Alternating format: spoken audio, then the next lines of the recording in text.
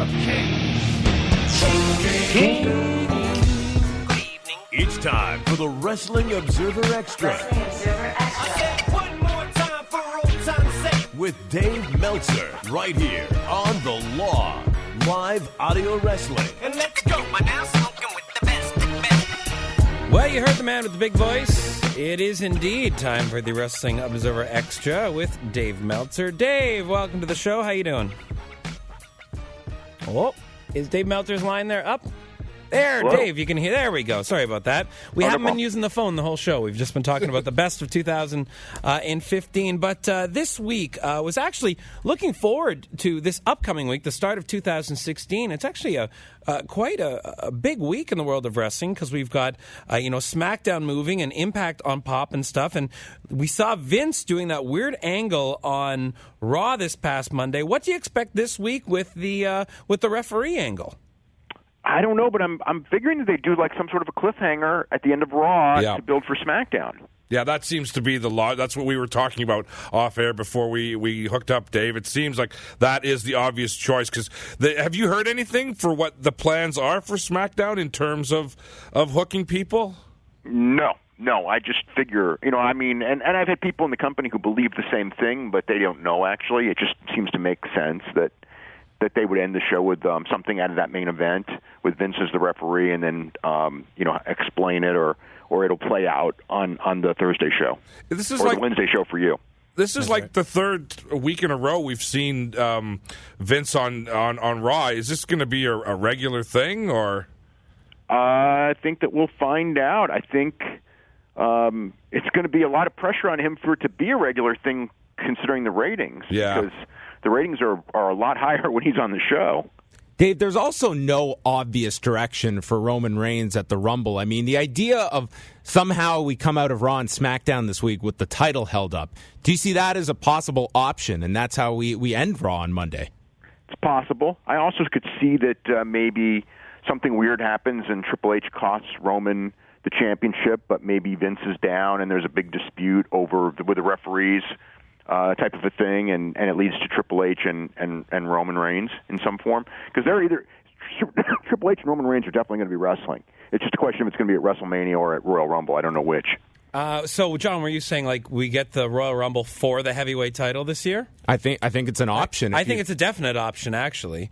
Because and then you put like Lesnar and Undertaker and everybody in it. Yeah.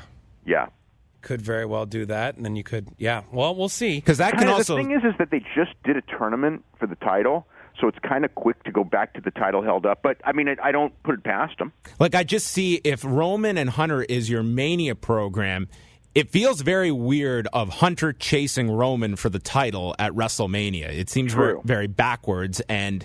while it probably isn't the best direction, that Rumble gives you the option that Hunter is somehow inserted into that match as a surprise or something. You could put Hunter in the Rumble, or you could do more likely Triple H against Roman Reigns, and Roman Reigns has to beat Triple H or he's not allowed in the Rumble. Right, and he can't get in, so then he doesn't lose. Right. Also on Monday night, a big development was... Monday on Instagram, a big development was The Rock saying he was going to return. They made a big deal about this on Raw. Have you heard any details in regards to his involvement? Because it seemed to be a bigger deal than just, he's going to come in and appear. I think it's a lot bigger than just an interview or a skit. I think it's got to be either a match or something pretty darn significant, and I don't know what it would be if it wouldn't be a match, because it just doesn't make sense to tell everyone it's going to be this real big thing, and he's talking about there to help set a record. If that's the case, he's got to be a key part of the show. So what do we do with this guy then? I'm very curious as to if it's a match, who do you put him in there with? Well, Triple H was the original idea. There's always Lesnar. I can't really think of anything else. There's that tag with Triple H and Stephanie and Ronda Rousey and Rock, but I don't know if Ronda Rousey is going to be available. But they've been putting heat on Stephanie, so maybe there's something to that. I don't know. Mm-hmm. What about his movie commitments and stuff interfering with this? Because isn't he supposed to be working on a movie right around Mania time? Yeah, Baywatch. Well, he's going to come. He's already made that clear. So I don't know how much TV he'll be able to do if he's working on the movie at the time. And I mean, if he's going to do a match and risk injury in the middle of filming the movie, that's a tough one. I mean, it's he has gotten hurt twice, since he's come back from wrestling, and I mean, I know that was a big issue was the idea of an injury and insurance and things like that. So, I mean, that was what I was told why he couldn't do a match, and I haven't been told different, but he just seems like he's talking like it's going to be a big deal. It just seems that when you're talking about the Undertaker's opponent, when you're looking at The Rock as an option, and coming out of Mania, Dave, I mean, I just don't know who the heels are going to be on top here. I mean, the Sheamus experiment has not worked in that regard, and it just seems like here's a golden opportunity that you can take somebody and get somebody a massive win at WrestleMania, because I just don't know who's feuding with Roman coming out of WrestleMania beyond Hunter, which should be wrapped up by Mania. Yeah, that shouldn't be after Mania. Maybe Ambrose. I mean, I keep waiting for him to turn, so we'll see. A couple things that happened on Monday night as well before we flip over and talk about TNA. There was Sin Cara obviously getting hurt, being pulled off the ring apron there, a separated shoulder. Is he going to be out for a period of time, or are they just going to kind of hide him like they've done with Wade Barrett? He's not going to be wrestling, I think, right away. I was told it wasn't all that serious. He didn't work. I think that he worked at one of the shows in like a 12-man tag, but he never actually got in and did much. And then this weekend he was off, or actually just today. Today he was off the house show. So I presume that he's not available to wrestle. But like I said, when I was asked about the injury, they said it didn't appear to be serious. And actually, as I said that, I was actually wanted to ask a question about Wade Barrett. It's just such a strange scenario to have him out there part of the time and not the rest standing of the time. there. Do you have any update on his condition at all? Because it's something in his neck, correct? Yeah, he's got a neck injury, and I was told it's pretty serious. And I mean, they had him in a match, and he never tagged in once, and he just was doing distraction and stuff. And he hasn't worked any. He hasn't actually wrestled, and he hasn't even touched anyone lately. Well, no, it's funny because he's usually out there when they do the promos, but then when they do the run-ins, he's not with them. He's not out there with the run-ins where they all have to sell, because then he would have to get hit, and that they're avoiding. So yeah, like at the end of Raw when Roman Reigns was taking care of Del Rio and Rusev, he didn't come out. No. As far as Monday night, one of the weird controversies coming out of it was the Big Show. Do you know if this was a blunder on his part, or was he supposed to be, the first entrant in the Royal Rumble? He's not supposed to enter number one. He was supposed to declare himself the first guy to announce that he was entering the Rumble, but not entering number one. He kind of messed it up a little bit there. Nobody really knew, but that's what it's supposed to be, yeah. That is a very strange scenario that has happened. Moving into this week, of course, it is the debut of SmackDown on USA. I'm just wondering, I know I've asked you 3 weeks in a row. That for us, especially being very close to him in the past, Mauro Ranallo debuting here is a big deal for Mauro, for the WWE, for the SmackDown product as well. I am very curious to see who they put with them, and I'm wondering if you've heard any whispers. I haven't heard anything on who they put with them. I would think, we've talked about it before. I hope it's Corey Graves. Me too. Facelift, but I just have this feeling that it'll probably end up being Booker T and Jerry Lawler, and it'll just be the same old. Well, Jerry Lawler said this week he's going to be on that show. Yeah. So I don't know if he knows more than what is being let on, but that would seem he's going to be on the show. That's one of them right there, and I don't see them sending Booker home. No, it might just be the installation of Mauro and Rich Brennan's out, and that's the only change. I could see that happening. That's not. I don't see that as enough of a facelift if they are truly. Stephanie is going to slap Rich Brennan right off of SmackDown. That's going to be it. Just like Tom Phillips. We haven't seen him since. Get rid of all of them. That's right. Along with that, a big debut this week is Impact on Pop TV. This is they're trying again, Dave, as they did last year. It's Pop TV. And what is the deal with Mike Bennett? What is he Miracle Mike? The Miracle. The Miracle. Yeah, that's going to be his name. I think he used that name early in his career before anyone knew him. And I'm under the impression, that he's going to be on the show and he's going to be getting a big push.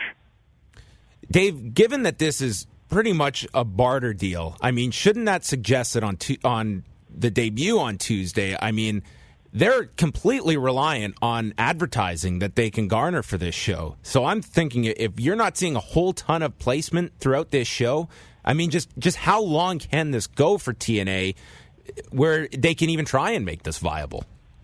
I think it depends on the ratings. I mean, if they do good numbers, and who knows? I mean, like the first 2 weeks were terrible, but it wasn't really pushed hard. But still, the first 2 weeks were terrible. I mean, you're doing like 100,000 viewers, 135,000 was, or 36,000 was the number on Tuesday.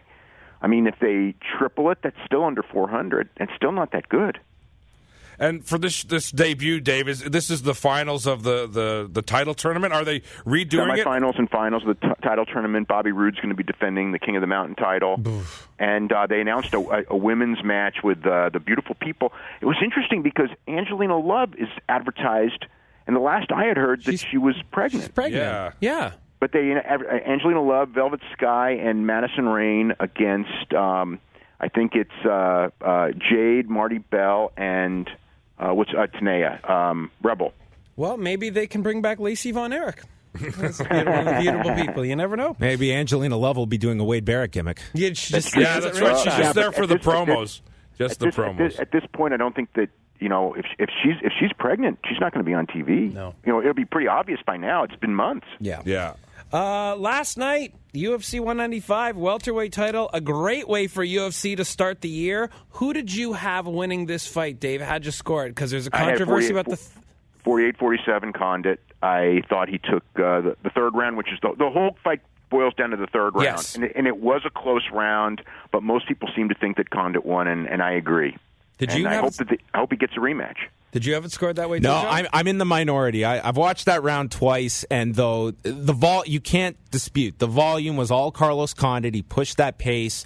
I just thought that Lawler. I thought the key blow was the left head kick he had about 90 seconds into that round, and he followed it up with two hard shots.